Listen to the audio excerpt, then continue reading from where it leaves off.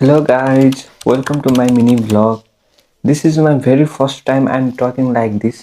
आजदेखि म पनि कन्टेन्ट क्रिएसनको जर्नीमा इन्भल्भ भएको छु. Let's see where it goes. सधैँ चाहिँ आज पनि म बिहान चाँडै उठेँ अनि बाहिर लागेको पारिलो घामलाई हेर्दै सोच्न थालेँ. आज मैले कस्तो कन्टेन्ट बनाउने होला. त्यो सोचेर म सधैँ चाहिँ आफ्नो मर्निङ एक्सर्साइज सुरु गर्न लागेँ र आफ्नो वार्मअप सुरु गरेँ. वार्मअप एकदम जरुरी छ एक्सर्साइजको लागि. यसले हामीलाई धेरै इन्जरीबाट बचाउने गर्छ र आफ्नो मेन एक्सर्साइज पुसअप गर्न लागेँ. पुसअप गर्दा बडीको धेरै पार्टहरू इन्भल्भ हुने भएर सबै पार्टहरू एकैचोटि ट्रेन हुन्छ.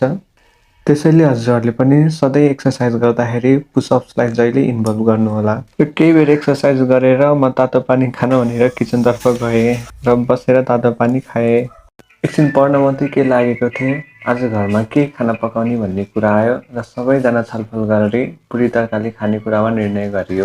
सबैजना मिली खाने भनिसकेपछि सबैजना मिलेर पकाउनु परिहाल्यो. त्यसैले सबैले आफ्नो काम गर्न सुरु गरियो. दिदीले उता पुरी बेल्दै हुनुहुन्छ, मैले यता पुरी तार्दैछु.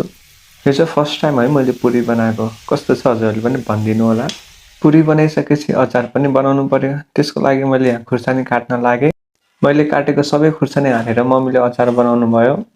यो अचार हेर्दाखेरि जत्तिकै मिठो छ, खाँदा पनि त्यति नै मिठो छ. एकदम मिठो मिठो. र बिहान पुरी अचार खाइसकेपछि राति फेरि के खाऊँ भनेर कटिरोल लिएर आयौँ र हामी चारजना ग्याङ मिलेर बसेर त्यो कटिरोललाई चेस गर्दै खान थाल्यौँ. र यसरी नै मेरो भ्लग इन्ड भएको छ. Thank you for watching guys.